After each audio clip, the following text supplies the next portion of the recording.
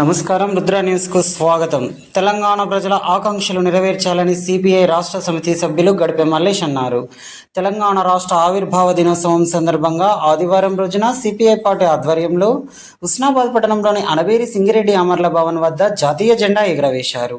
అనంతరం గడిపే మల్లేష్ మాట్లాడుతూ కేసీఆర్ 10 ఏళ్ల పాలనలో న్యాయం నలిగిపోయి అబద్ధాల నిజంగా, నిజాన్ని అబద్ధాలుగా చిత్రీకరించి కేసీఆర్ తెలంగాణలో ఎన్నికల హామీలను అమలు చేయకుండా ప్రజలను మానసిక క్షోభకు గురిచేసి ఇటీవల తెలంగాణ రాష్ట్ర అసెంబ్లీ ఎన్నికల్లో ప్రజల తీర్పుతో కేసీఆర్ ఇప్పుడు మానసిక క్షోభ అనుభవిస్తున్నారని అన్నారు.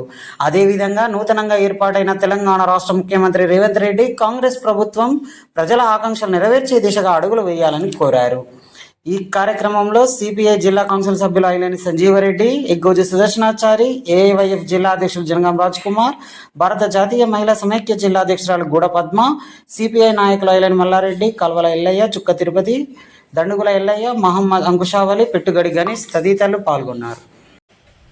తెలంగాణ రాష్ట్రం సిద్ధించి నేటికి 11 సంవత్సరాలు గడుస్తున్న సందర్భంగా ఈరోజు భారత communist party CPI party office Anabheri Singireddy Amarla భవనం వద్ద జెండా ఆవిష్కరణ చేసుకోవడం జరిగింది. ఈ కార్యక్రమంలో పాల్గొన్నటువంటి జిల్లా మండల నాయకులు, సిపిఐ శ్రేణులందరికీ, తెలంగాణ రాష్ట్ర ప్రజలందరికీ తెలంగాణ ఆవిర్భావ దినోత్సవ శుభాకాంక్షలు తెలియజేస్తూ ఉన్నాం. ఆనాడు తెలంగాణ సాయుధ పోరాటం సాగిన సందర్భంలో వేలాది మంది అమరులైనటువంటి చరిత్ర ఈ తెలంగాణకు ఉన్నది.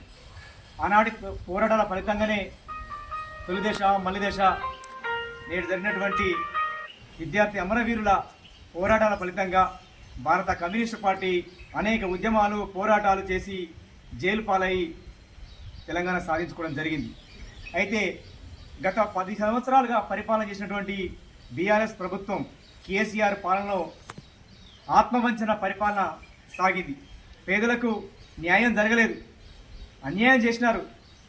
తెలంగాణ తెచ్చినామని, కొట్లాడినామని గొప్పలు చెప్పుకొని తెలంగాణ ప్రజలకు చేసింది మాత్రం శూన్యం, మోసం చేసినారని చెప్పి ఈ సందర్భంగా తెలియజేస్తూ ఉన్నాం. ప్రజల ఆకాంక్షలు నెరవేర్చకుండా, ప్రజలకు ఇచ్చినటువంటి హామీలు అమలు చేయకుండా, విభజన హామీలు అమలు చేయకుండా బీజేపీ ప్రభుత్వం చేసింది.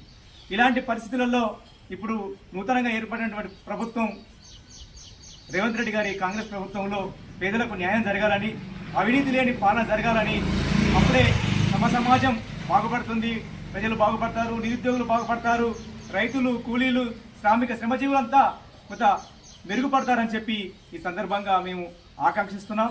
ఆ దిశగా రేవంత్ రెడ్డి గారి ప్రభుత్వం ముందుకు సాగాలని మేము కోరుకుంటూ, తెలంగాణ ప్రభుత్వం ప్రజల వైపున ప్రతినిత్యం ఉండాలని చెప్పి ఈ సందర్భంగా తెలియజేసుకుంటూ, భారత కమ్యూనిస్ట్ పార్టీ కాంగ్రెస్ పార్టీకి ఎప్పుడు సూచనలు, సలహాలు ఇచ్చుకుంటూ ముందుకు సాగుతారని చెప్పి ఈ సందర్భంగా తెలియజేస్తా ఉన్నాం. జోహార్ అమరవీరులకు, జోహార్ జోహార్, జోహార్ అమరవీరులకు, జోహార్ జోహార్.